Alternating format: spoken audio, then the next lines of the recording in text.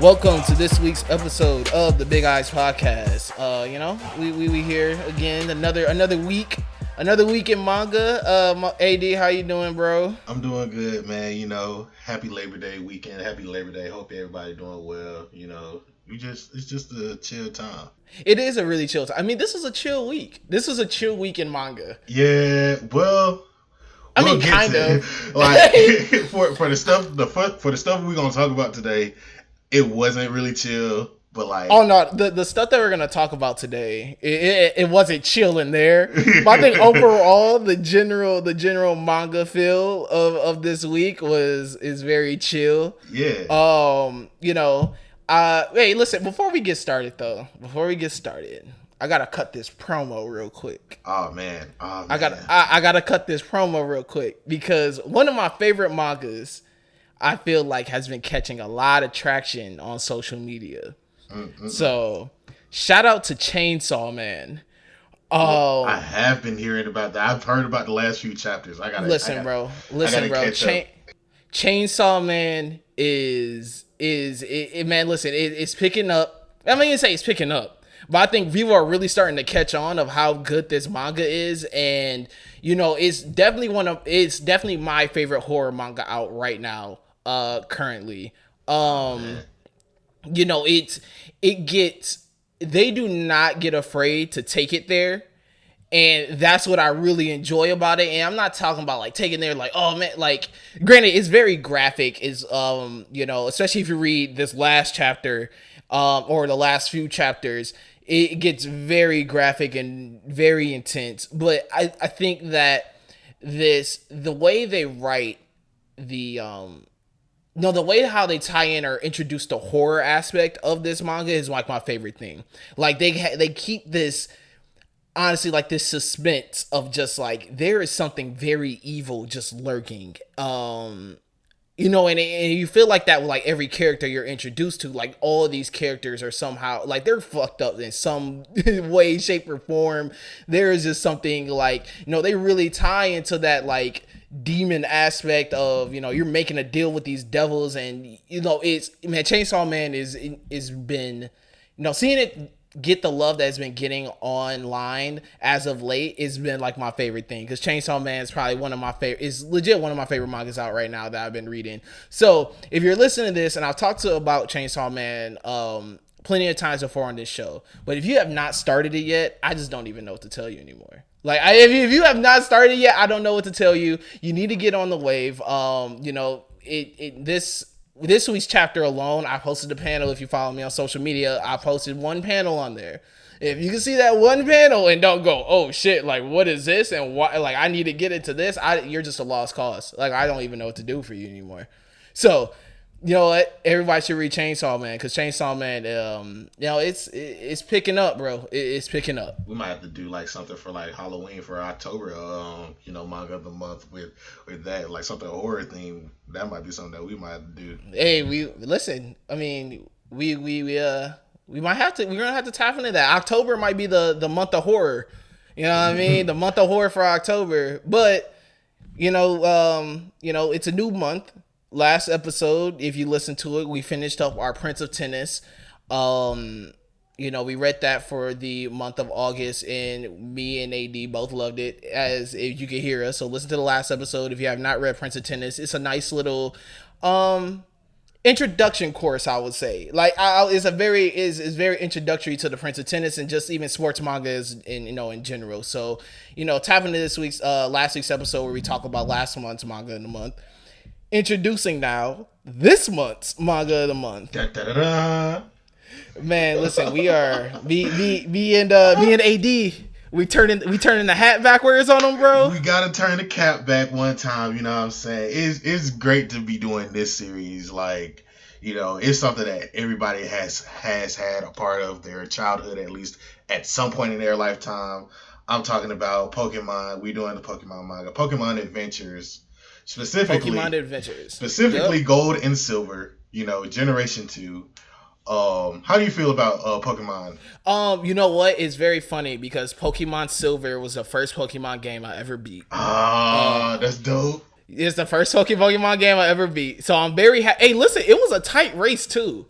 Like it was a tight race between all those the different regions. You know, we did red and blue, gold and silver, diamond and sapphire, and there was one more that we did. It was ruby and sapphire. Ruby and sapphire and diamond and pearl. There we go. My fault. So we know we did this, and it was a very tight race. Gold and silver won. I love Pokemon.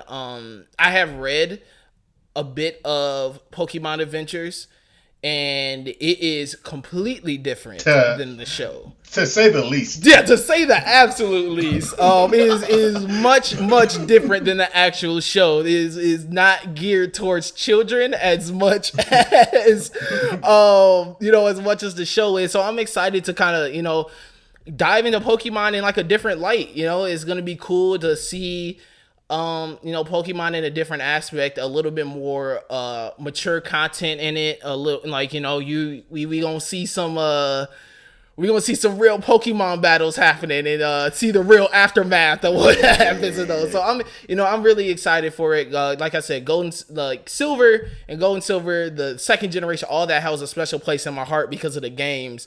So hopefully I find a mod somewhere. Maybe I'll play the game while I'm reading the manga at the same time and see how that goes. But yeah, man, Pokemon Adventures, more specifically the Gold and Silver, the Gold and Silver volumes, those are going to be the ones that we're going to be reading this month. So make sure you stay tuned, follow along. At the end of this month, we may have some special guests joining us. Wink, wink, wink, wink. So we may have some friends. We may have some friends of some lookout friends joining us for that one. So stay very much tuned into that.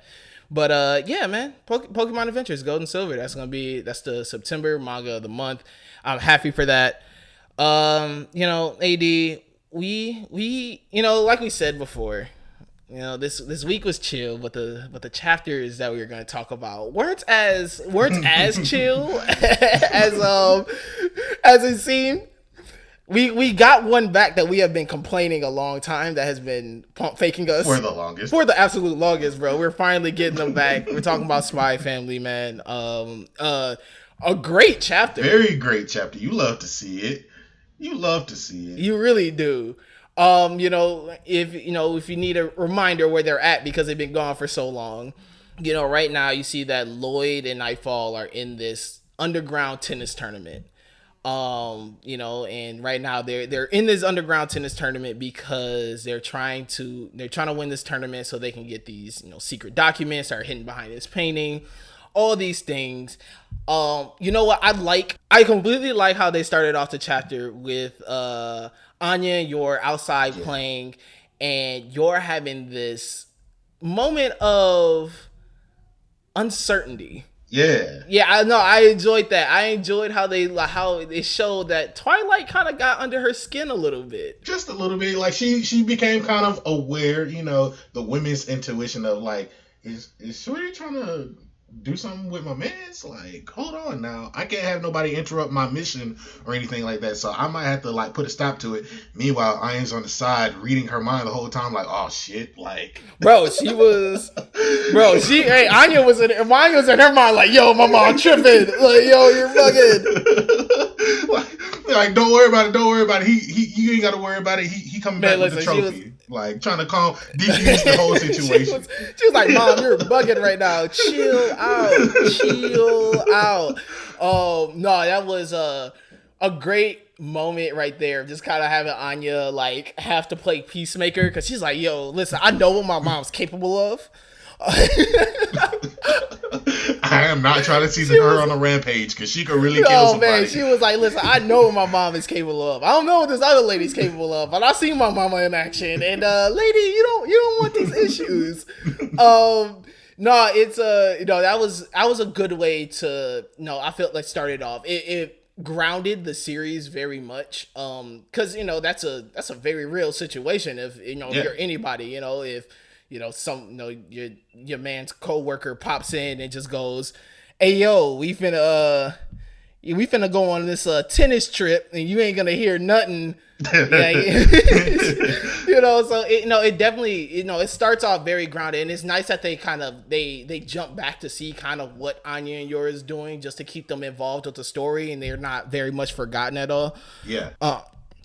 But then we get back, and we get back to the we get back to the tennis tournament. We see the Brolic brothers roided up, flexing.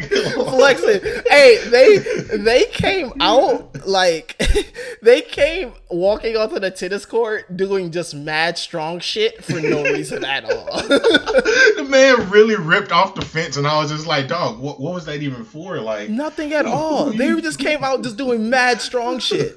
Ripped the fence, popped the tennis ball. What the tennis ball do to you, bro? Like, what? Oh man, they came out doing just unreasonably strong shit, just to get smoked. Exactly. Now the funniest part is like they were trash talking. They were like, "Bro, this nigga's not smart. Like Lloyd, he's not smart. He ain't got no brains. What are you talking about? Like he's just flustered. We're gonna beat him easy." Meanwhile, Nightfall is in the background, like, "I'm not gonna take this from you guys." Bro, she was not going. I mean, after that, she wasn't going in any match after that match. Like she was going crazy until they got into the finals. I'm talking about. I'm pretty sure Lloyd didn't do anything. I'm pretty sure Lloyd didn't do a single thing. But it showed how like they're kind of at a disadvantage in this tournament, because anything's permitted. Yeah, like, you can take steroids. You can have rocket launchers on your, you know what I'm saying? You can probably bring the blicky on the court. Like that's. You got Inspector Gadget rackets on here. I'm like, bro, what, you got rockets on your racket? How are you smashing? This is really Prince of Tennis, but like Prince of Tennis with weapons. I'm not even gonna lie, Ryoma will probably go dummy in that tournament. Dog, oh my god, I wouldn't mind seeing that. Like, give me Ryoma versus Lloyd. I want to see what pops off. No, I want to see his dad first. Like, maybe somebody a little bit more equal to Lloyd. Somebody who got a little bit more skill. I don't know if Ryoma could take Lloyd. Man, listen, bro. You saw my dog. My dog Ryoma he reached pinnacle perfection, dog. Listen, Ryoma's there. He's just out there having a good time. No senses. That boy couldn't see. He was out there. He couldn't see, feel, hear, nothing. It was smoke, dude. Ryoma probably got that one in the bag. He probably walking out. He probably not even gonna take a prize either. He's probably gonna be like, "Get the prize to the loser. I came here to play for fun." You still got a ways to go, Lloyd. Oh god! Oh my G, man! If he pulls out you still got a ways to go, I'm gonna be done. I'm gonna be done with the whole. I'm gonna be done with Ryoma. Oh man! But nah, man, it was it was a fun chapter though. I mean, it really heats up at the end. They get into the finals. There's like 3 really like intense moments that kind of happen, and like one thing I enjoyed about it is they kind of shifted it very like flawlessly into these moments. First you get the moment where Lloyd and Nightfall, they're waiting in this room, waiting for the final opponent, and the finals is just so happen to be the son and the daughter of the dude that's running this thing. Yep. So they put him in this room, and Lloyd, I'm not gonna say loses it on Nightfall, but he definitely like tells her like, you need to calm the hell down. Yeah, you doing a little bit too much right now. I'm getting kind of concerned for you and your mentality in this mission. So like, bring it together, reel it back in. Yeah, for real. And I mean, and like this whole little could we call it an arc? I think we can call it a little like mini arc, like So during this whole little mini arc, I mean, I guess like the underlying thing is, you got these 2 spies that both feel that they're getting too caught up emotionally within whatever they're doing. I mean, Nightfall feels that Lloyd is starting to catch up. No, he's starting to catch emotions for Yor, and that she thinks that she's gonna, he's gonna blow his mission because he's getting caught up in his feelings. But at the same time, Lloyd is on this mission with her and is like, listen, you're getting caught up with your feelings. Like, she's going so hard in the tennis, and she's going so hard to kind of like prove herself. to Lloyd, like, hey, look at me, I'm shining, I'm doing all these things, that he's like, listen, you're going too hard, and I've seen too many comrades die in the battlefield because they're getting caught up on, they're not thinking strategically. He's like, you're going hard, you're smashing these people, and they are, you're brutal. You're standing out a little bit too much when you're supposed to be a spy. Yeah, you know what I'm saying? You're supposed to be a little bit more secretive about the stuff that you're doing. He's like, your hands are bruising because you're playing so hard. And it's like, obviously it's a tennis match, so it looks like she's playing hard, but Lloyd is reading between the lines of things of like, your emotions are getting the best of you. And with that, while they're in the midst of this, this conversation, they're in the midst of this kind of, they're having a quarrel in there. The game starts getting played dirty. Yeah. They were, she was like, hold your breath. He was like, what? She was like, an odorless gas is now, I was like, what? Now entered the room. She said, my fingers are feeling tingly. I was like, damn, like you could tell that off of that. Like it was only in there for like 2 seconds. But he really peeped it and was like, wait, she really peeped it and was like, wait a minute, hold the fuck up. Like, this ain't normal. Like, I know how my hands have been feeling since I got off the match. And now, like, all of a sudden, this is kind of different. So it was like a good moment, like a realization of judgment. It was like, yeah, nah, this ain't right. Something's happening here. Yeah, and I like her very unreasonable request of holding your breath for 10 minutes. Like, I'm pretty sure Lloyd has trained to do that, but it's the matter of, bro, 10 minutes. Like, you legitimately want me to crawl through this entire event system and make it to the court in 10 minutes? All right. Yeah, she was like, how long can you hold your breath? Him being very calmly, if it's around 10 minutes, I'll be okay. Huh? You gonna hold your breath for 10 minutes? What? Listen, man, I would have been dead immediately, dog. I would have died within the first 5 seconds. First 5 minutes, man. Listen, I probably could hold my breath for a good 2 minutes, and then I'm dead. Then I'm dead. I'm dead. Nah. Listen, for me, immediately. Oh man, so. We finally get, they get it onto the court. Somehow they hold their breath for 10 minutes, but, this gas has this lingering effects. They're still kind of like, my body feels like they're on pins and needles. Like, I don't, they're not fully comfortable in their body. They step onto the court. They see these 2 young kids step on. And as soon as the match starts, they pull out the toys. Like, man, like I said, man got like rocket launchers on the side of his tennis racket. She got like a string that makes it like whip racket. Bend, a whip racket. Like, all these tools that they bring out, and they're like, they're in a tight predicament.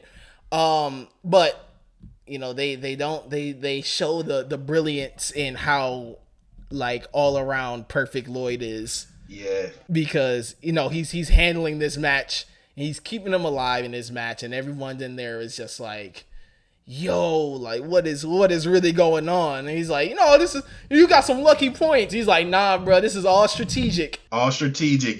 I see y'all trying to, like, do stuff to the court, and I've taken notice as many times as we played out here. Like, I've seen you guys rig this place, like, and I had my eyes on it. But I'm not finna lose to this. Like, I'm about to beat y'all fair and square, and y'all have no choice but to accept this ass whooping y'all about to get. Bro, he was like, y'all really gotta accept this L. Hey, well, we gotta really talk about, though, the bet numbers that were flying around. Oh, yeah. Hey, because... You see how homie big up them? He legit was like, yeah, nah, I got 10 million on the kids. Man, listen, he was like, everyone's around, we got 2 mil. He said, hey, we double digits, bro. He said, I got 10 on the kids. I got 10 million on the kiddies. What we really talking? Y'all what we talking? Y'all talking little money right now. Y'all talking only 2 mil. Let's go big on big. Go big on big. Listen. Big bang take little bang, foolie. He was betting without a cause. He was legit like, yeah, nah, I'm all in for real though. Like, I don't think y'all understand. Like, bro, I'm really finna run it up on y'all. No, he was like, I really got bags. Like I said, y'all, I really got bags on these foolies. Like, y'all do not understand. So, hey, shout out to Cuz because, yeah, he really dropped a bag on him. As you supposed to, man. Like, As you supposed to. But I am excited for I'm excited for this next chapter because even I feel that he is catching wind that Lloyd and Nightfall aren't really who they say they are. yeah, and that's gonna be interesting to see how that plays out because they're standing out in this like setting with like a lot of people and it's basically like an underground gambling ring.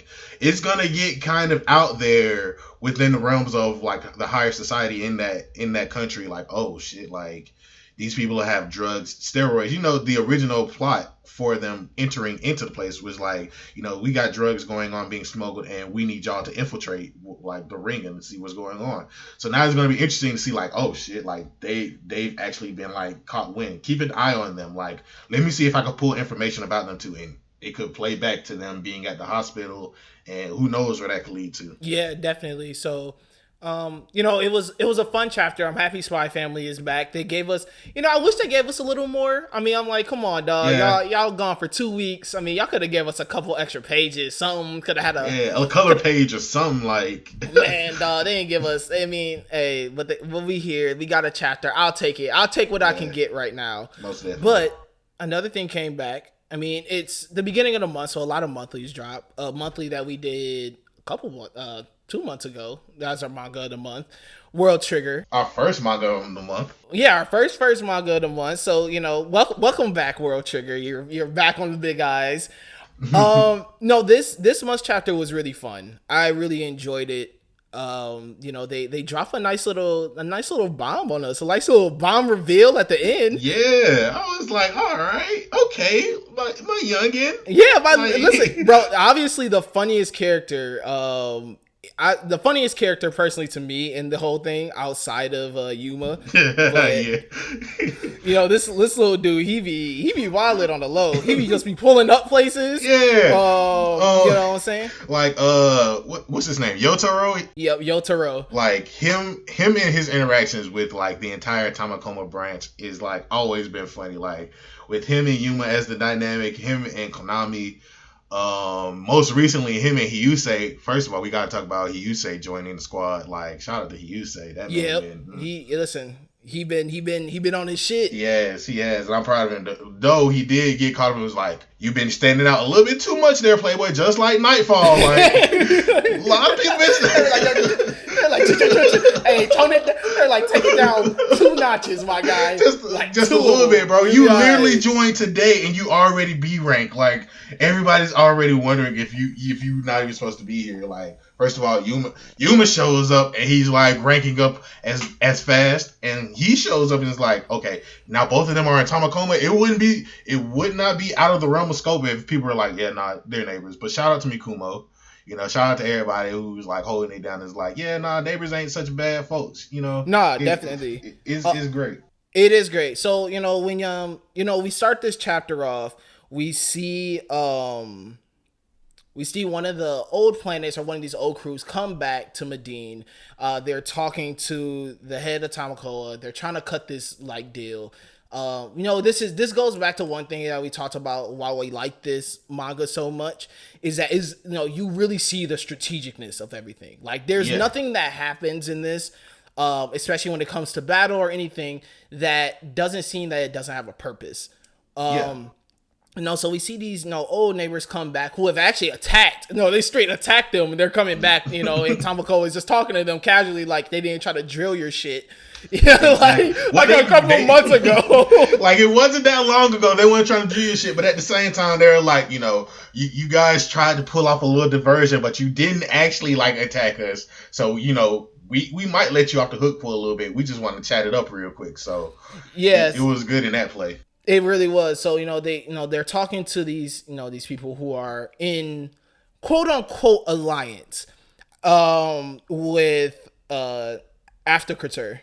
Yeah. Did I say that right? Aftercrater. Yeah. I call it like Aftercrater. I call it like Afraptor or something like that. So they're, which is, who is really like the big bad guy in all of this, they're in this quote unquote alliance, which is more of a Avatar got the gun pointed to their head and they telling them what to do so they don't off they shit.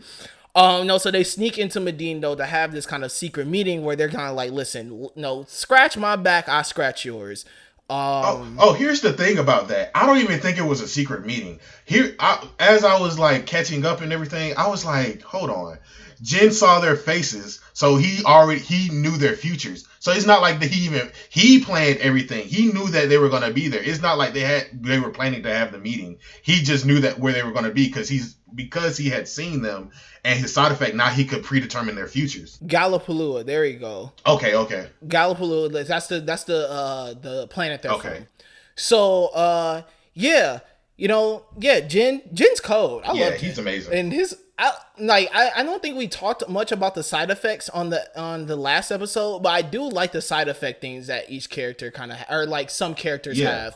Obviously Jin could see into the future. There's one where I'm trying to remember which character, but their hearing is like super hearing. I like them because they're not too crazy. Like even Jin like seeing into the future type thing. Like he even talks about like, well, there's multiple timelines that could happen. Like I kind of just see one thing that happened, or I see a bunch of different things that happen and it could go different ways. I just know what each decision, what the outcome's going to be at the end. Yeah. But the thing, and also with that, he only knows the futures of people that he sees. So because a lot of people have like overlapping futures, he can determine the branches based off of that. And it's kind of cool to see like him make these strategies and like make plays for not just himself, but for like other people in Border, as when it comes to like them strategizing, like using his strategies with his side effects. So it's really good to see him use that in such a very big way. Yeah. And the way he uses it ties really well into the story. It's not one of those things. It's like he sees the future, and then now they know, and then like I don't know. Like I feel that sometimes when you do like people who can see into the future, they sometimes rely on them a little too much, or like they rely on like the future outcome as an actual storyline too much. I mean, My Hero did that a little bit with Night Eye. Night Eye, there we go, Night Eye. With his foresight, like I felt like they were so. They fell so into the future prediction that that future prediction became the story. In Jin's case, they use his future prediction isn't the main thing. It just enhances the story. So they use it as an enhancer instead of like of a main drive. And he manipulates it so it could actually mean something different than what was just said. Yeah, definitely. And like.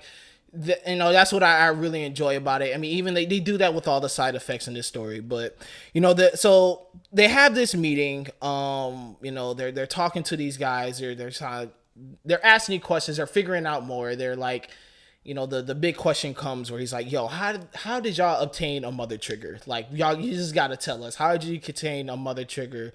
Like, I'm not even asking you for like as knowledge for war or anything. I just personally want to know." And you start getting into the history, a little bit more of history of Border. Medine. Yeah, the more in Medine in general, you're learning more about the Border in their beginning days, and learning more about Medine.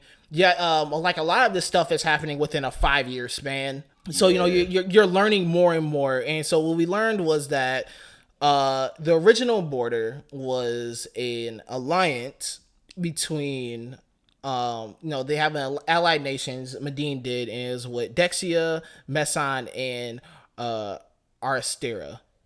And Aristera was a planet that got destroyed 5 years ago, and the way that they obtained their mother trigger was from Asteria, who gave them their mother trigger. And this is where the big bomb gets dropped. We figured out that oh man, some of the royal family and the newborn prince have they escape Asteria, they get to Medine, and guess who's the newborn prince? Our young little Paleo Yotaro, Yotaro is here, and our little guy, he's a little prince. I love it. I love that he's the prince. It makes everything that he says so much better, especially when he goes like, "Oh, I taught him that. Oh, I taught him this." Like you gotta talk to him different now. He's royal now. You He's do. royalty. And it's crazy because it's like, you see him throughout the entire story. He's just like, bro, whose little brother is this? Like, he just hangs around. He's the little homie that just be in the trap like all day. Oh man. So like for him to get a title is really fun too. Yeah, that is really great to see. And it's like, it also gives him a little bit more importance to the story because, when you think about Tamakoma, you think like Tamakoma is a big point of the story because we also get the fact that Tamakoma was the original headquarters for Border, and everybody who are like superiors or who went to do all different things, they originated at Border. So we also see like Mikumo move into Commander Kito's room, and it's just like, okay, you see the Commander Kito was a member of Tamakoma. That in itself, so you can see like Kito, you see all of these different connections with other characters that get introduced, and they mention them every now and again, and you see how like, oh no, these people are actually like connected in a different way, and we don't really see that too much into the story, but they do drop hints every now and again, and this is one of those hints where it's like, oh yeah, no, like we brought in Yotaro and his sister, who's the young princess, because they were, they're royalty from one of our allied nations, and we take care of them. So myself, the Tamakoma leader, and Shinoda, who's another member of the of Border, we assigned ourselves to be, quote unquote, the relatives to these guys. So it's like, we're all in on it, and we all kind of like lie about the different things. It's also like how Hyusei is the engineer for Tamakoma Branch's like nephew, quote unquote, just to like dispel the rumors. And it's like, you guys are doing so much as far as a part of Tamakoma, to keep these things going. It's like, but you understand why we took on the old mission of Border to, become friends with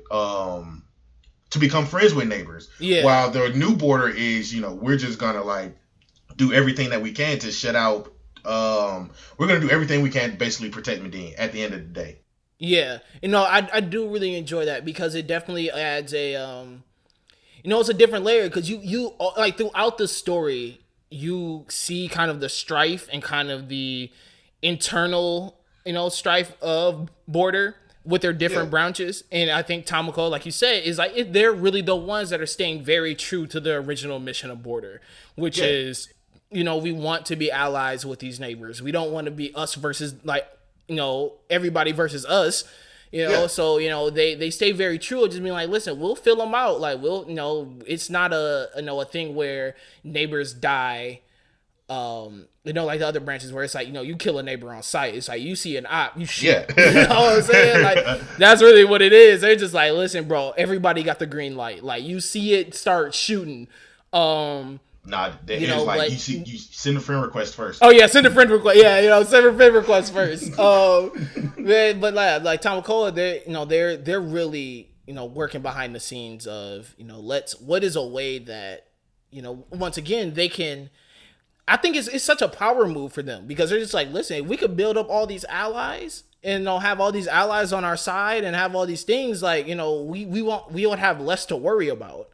So it's cool to see how they're moving. Once again, like everything has a purpose. Everything is strategic. Things happen for a reason. You don't just see things just happening just to happen. So, yeah, man.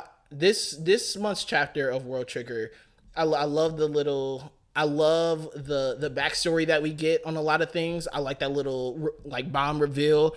That was really fun. And yeah, man, I'm continuing to stay tapped in. I really wish World Trigger was a weekly. I'm not gonna lie to you. I appreciate it being a monthly at the moment right now because there's so much stuff that comes out on a weekly basis, and we get so much of it, and then it gets cut off. So I appreciate them being like, you know what, World Trigger has enough build up. We have a good enough story here. Drop 2 chapters a month, and we can call it a day, and everybody gets their fulfillment. I think World Trigger right now being a monthly doesn't need to shift back into weekly stuff. It stays in our mind fresh enough, and I think it's still an enjoyable read. Don't listen to him. Come back, please. Come back. No. Don't listen to this man. Listen, at least do bi-monthly, dog. Like, give me 2 a month at least. Like, bro, I gotta wait a whole another month now to see what my little dog. No, I gotta see how he acts though. Like, I gotta see how the energy shifts in the room. Know what I'm saying? Like, my little dog's a prince now. Like, my little man is a prince now. Speak to him differently. You gotta talk to him different. Now, I need to see that next week. I need to see how the energy in the room changes. I need to see. They're gonna start talking to him different now. They're like, nah, bro, listen, treat me how you treat me before now. Like, come on now, don't treat me. Talk to me how you talked to me before. But no, my dog's a prince. My dog's a prince. You gotta listen. The game is different now. First prince of whatever his place is. Fresh Prince of Medine, dog. Fresh Prince of Medine. Oh man. So let's get into the big one this week. Yeah. Ooh. Yeah, we got you. The big one. My hero is continuing to just up the ante a little bit. Of course. Ooh, like, man, it's great. I'm not gonna hold you, bro. Like, this chapter and probably the next chapter are gonna be some of the most amazing things that we see, like, in a sequence in itself, like. Just the sheer fact of everything that's happened so far, leading up to these like crucial moments, like it's basically we're at the buzzer beater. We're in like the last 30 seconds of like the game, bro. It's fourth quarter, and we're down. We are down by like. Oh yeah, they're down. They're down. Hey, listen, the fear on them kids' faces. They were like. He just ran past us. We don't even matter to him. Like, did we do the right thing? Did we do the right thing trying to stop? Like, are we even worthy to be heroes? Like, bro, these kids are now mentally just beaten up, dog. They're just like, I don't even like. Did the serum work? They're done, bro. They're done mentally. These students they're done. I really hope that after this. We see someone drop out. Yeah, I wouldn't be surprised if like half of them drop out and we see like a mesh between 1A and 1B classes because of just how many folks dropped out. Like, it would be amazing. Not amazing, but like it's the sheer fact that GMAC is just still tanking along. Like, I think we knew that he would still be just like moving along, but to have that for that serum, all of those kids' efforts to go down the drain and he's still just charging and just knocking cities out left and right. Where are the heroes? All the heroes are down. Like, we are in the final. We're in the final. We're not in the finals, but like we're in the finals, bro. Like, Hey, one thing I enjoy though is how the doctor, every time he talks, he's just popping his shit. Yeah, he's like, I told y'all thought it was crazy, but I told y'all, you wouldn't believe me, but I told y'all, like, bro, every time he speaks, he's talking cash shit. Every time this doctor speaks, he is talking cash shit. He's like, listen, bro, y'all really thought y'all had this in the bag, didn't you? He was like, hey, he heard that he was on his way. He was like, oh, y'all done messed up. He was like, he's up. He was like, y'all should have killed him when y'all had the chance. He said, yeah, so y'all messed up. Y'all didn't want to pull the trigger. And now look at you. Sad in the corner crying. Look at you now. He was like, he's talking all this. He in cuffs. He's pretty much like, you might as well let me go now. He was like, what you gonna do? I'm about to break out in like 10 seconds. They about to come scoop me up. They want to scoop me in the hoopty. They're going to air this out. And we going right to Shiggy. And then what you going to do next? Like, the doctor was talking shit in cuss, bro. He's a different breed. But let me say this as the side note to him popping all his shit. The chapter title is 75. Now, I want y'all to go ahead and have that moment way back when the doctor was in the lab with Shiggy in the test tube and he only had 75%. And all of that comes back to play now. So fast forward to where we at right now. Doctor's still popping his shit. They still going at it with Shiggy. And he's just sitting there like, hold on, like, I'm not regenerating as fast as I should be. And Now we know why. We see where that 75% comes into play at this moment. No, yeah, we really do. This is where I really think they there's gonna be a bailout. I think G-Max probably grabs him and takes off because he's not able to control his power. I mean, they even said that before. I mean, Gran Torino, who somehow is still alive. Yes. Man, hey, dog, listen. No. How is this? This man got a hole in his chest, and this dude's talking. What? No, man. Goku had a hole in his chest. Listen, that's reserved for Goku, dog. That power move is reserved for Goku. All right, listen. Goku, Vegeta. Those are the only two characters that can have holes in their chest and still talk shit. That's what that move is reserved for. That move isn't reserved for an old dude like Gran Torino. Listen, What do you mean? He earned his stripes. What do you mean, bro? He earned his stripes. He deserves to have a hole in his chest and still pop a little shit. No. Just a little bit. No, listen here, old man. Listen here, geezer. Get out of here, boomer. How many times do we have to teach you this lesson? Old man, listen. How many times I gotta teach you this lesson? Sit your old ass down somewhere, man. For real. Like, why is he still alive? He should be laid out somewhere, and Deku should be mourning that. Nope. Hey, Deku. Oh man, bro. If he makes it out of here alive, I'm gonna be heated. If he makes it out alive, I'm gonna be so mad. If they airlift him or whatever to the hospital and they just give him like 4 stitches, I'm out of there. I'm done with my hero. I'm done with my hero if Gran Torino lives after this. He's not living. I feel like the only reason he's legitimately still alive is just to have that plus ultra moment, especially with the ending reveal with Deku. We need him to have that like little lift off to show him like just what he really can do.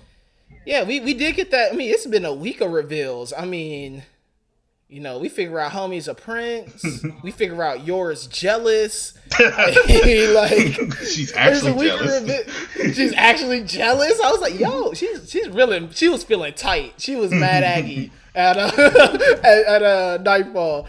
But to cap off, the reveal, Deku starts levitating. He starts floating in the air, bruh. And I think him starting to float was a good reminder that there's much more of this story to be told. Yes, because he still has like 4 other powers he needs to tap into. Activate. I think. Yeah, I think it's 4, right? Yeah, because it's the all for one. It's one for all, like the super strength. It's the black whip. It's the levitation, and I think like 2 other people didn't have quirks, and then like 3 other people, because it was like he's like the 9th user, right? Yeah, I mean he's somewhere in that lineage. That there's still more powers that he needs to open up. I think there are 4 or 5 more. But he starts to float, and Torino's like that's Nana's power. I can recognize that. Deku has this dope moment where he uses the black whip and he's floating. He got everyone in the air to keep Shiggy from decaying the ground. Oh yeah, to keep everyone from dying and decaying the ground. And we get this last ending panel where he's like, in the air, this is where I'm gonna beat you. Completely just erasing from his mind that Shiggy could pretty much do the same damn thing. But hey, it is what it is. But no, man, it was a wild ending to a chapter. But it does let me know. I mean, it gives me 2 thoughts. First of all, is he gonna have a conversation with Nana or Nana? Because he did talk to the last user when he got the black whip. So does he talk to Nana? And I hope he does, because I hope she says something really funny like smoke my grandson. This nigga is lost. Smoke this little whip this nigga into shape. Send this little nigga to God. That nigga with me. What? Hey, it's gonna be that LaMelo Ball meme. Beat that ass, daddy. She gonna tell him to smoke him. I forgot about that WWE. But no, shout out to the A show. Hey, A show 150 just happened. So shout out to those guys. Shout out to J5. Shout out to Mills, man. But I really wonder if he's gonna have a chance or he does talk to her, because I feel like she is a very much a key component to this whole story. Yeah. But we don't hear a lot about her. We don't, when we see her during kind of like key moments, but it's like Deku and her, we never had a one-on-one with her and Deku where there's never like a moment where she truly impacts Deku. I think this is why Gran Torino is still alive, so he can bridge the gap between him and Nana, and because they both kind of have similar powers. I think all of that is gonna tie very well into the next chapter, which is I need the Gran Torino plus Ultra moment. I don't care what you say. I need to see it happen just to bring it together. Like I'm just saying that would tie everything together. I would be extremely happy. That's all I want. You know what I'm saying? He gonna go plus and get divided in half by that nigga Shiggy. She gonna finish the job. That's all I need him to do. Oh man. But no, you got a problem with old people, man. I do. I do and I don't. But like, what more is Gran Torino giving to the story? I'm just saying, like, it would be better for him to like just to have this last moment. If Gran Torino could speak to Nana, we bridge all of that stuff together, and all of that storyline can be brought into the present. Because the only people who really kind of know about that story are the people who are the ones in the know with Shimura's past and Nana, and that would be Shigaraki's past and Nana, and that would be mainly Gran Torino and All Might. And because All Might is still kind of here, but he's like on, he's on leave, and Gran Torino got a hole in his chest right now. I think would make a little more sense. Got a hole in his chest, and they got this man talking. Zawa got no leg. They were like, "Hey, why they do Zawa like that, bro?" They were like, they pretty much told this man to, they were like, levitate it, put some ice on it. He got no leg. He got no leg. You told this man to just ice it. You just like, hey, yo, man. Put some ice on it, he'll be all right. Put some ice. He'll be all right. He'll be fine, man. He'll be fine. This chapter does confirm, though, time skip coming. Yes, it does. Time skip coming, bro. It does. Like, there's no way after this battle we don't skip at least a year. A little something, because, like, the last time we got the time skip was really when he activated the Black Whip for the first time, and then we see him, like, training with Endeavor, and they had the little time skip at that point. We get time skips every now and again when we get introduced to, like, new powers or something being awakened. Yeah. So, like, we got the time skip incoming. Yeah, the time skip's gonna come. I think this next chapter we don't get the climactic battle that everyone's wanting. There'll probably be a couple moves here and there. There might be a little scuffle, but I think both of them are hitting their peak in terms of their power and how much they're using their power. Like that turbo's gone, bro. They got the Gatorade. They got the Gatorade symbol next to their name, dog. Like they need to go sit on the bench or something. Like for real, man. They they have definitely exhausted their energy. So I do think they probably do escape. They run away, and then we figure out they meet back up again once they both got a little bit better control of their power. Yeah, it's gonna be crazy to see how that goes though, because I think so. When do you think the battle is gonna end? Because my guess is this battle will end by the end of the month, and so I would say like in 2 or 3 chapters. Same, probably 2 or 3 chapters. I mean, you're gonna see, G-Mac is gonna continue to destroy the city for a bit. He's gonna probably have his fun, just start kicking down buildings for no reason. He's gonna take a little detour route, a bridge. Douche. What is this? Run across the bridge and break it as he's running. Listen, man, he might do some wild shit. Be like, you know what? Let me just running up in this. Being a villain don't pay well. He might run around and hit a Wells Fargo or something. He might mess around, hit a couple Wells Fargos, might hit the Federal Reserve. Dobby in the air, like, hold up. Oh, Dobby in the air. Hey, listen, Dobby about a bag. Hey, Dobby about a bag, nah, bro. He's gonna be like, listen. He be like, listen, homie, we about to let's jump off real quick. Like, we about to win. We catching a W, but let's make some stuff. Let's make some stops so we can secure everything for his life. Yeah, listen, bro, he was trying to secure the bag. Listen, he might stop. No, I agree. It'll probably be the next couple chapters. They're gonna give us something. They're gonna give us something to make us go, brain explosion emoji, again for like the 5th time in the past few weeks. But yeah, there's gonna be a very, there's gonna be an explanation point to end this, and then I do feel after that if we go separate ways, maybe a new threat appears. maybe, something's going to happen in between it. And then I think we're going to start getting closer and closer to the end game. Yeah, that. So, I don't think this is to say all, like, I don't think this is the, end of everything, but, I'm excited to see what happens, in the next coming weeks. Same. It's ramping up to like a very big climax. It is. I mean, they jumped as soon as Shiggy broke out of that thing. They were just like, they just shot it up. They're just like, fuck it, we're gonna. And it was hectic, going on. Like, Mariko's in there fighting all the no moves, like in Denver. Like, there's a lot of things going on, but I think for My Hero, it felt very kind of typical My Hero heroes doing hero shit. Yeah. And then now it's like, shit, and then Shiggy broke open, and it was like, these heroes are actually about to die. Like, these guys exactly. Like, we had the dub in the beginning. They had us in the first half. I'm not gonna lie. Oh man, they did. They had them in the first half. But the second half, though, this is where the game is in question. Like the game is very much different now. But a fun week in My Hero. And it's cool that they left us off on this note because next week we don't get a chapter next Sunday. We are not getting a My Hero chapter, but next week is My Hero Week. Yeah. On the lookout, RNC. So, kicking off next Monday. It's My Hero all week, and we got some very fun things lined up for you guys. We got some very fun things.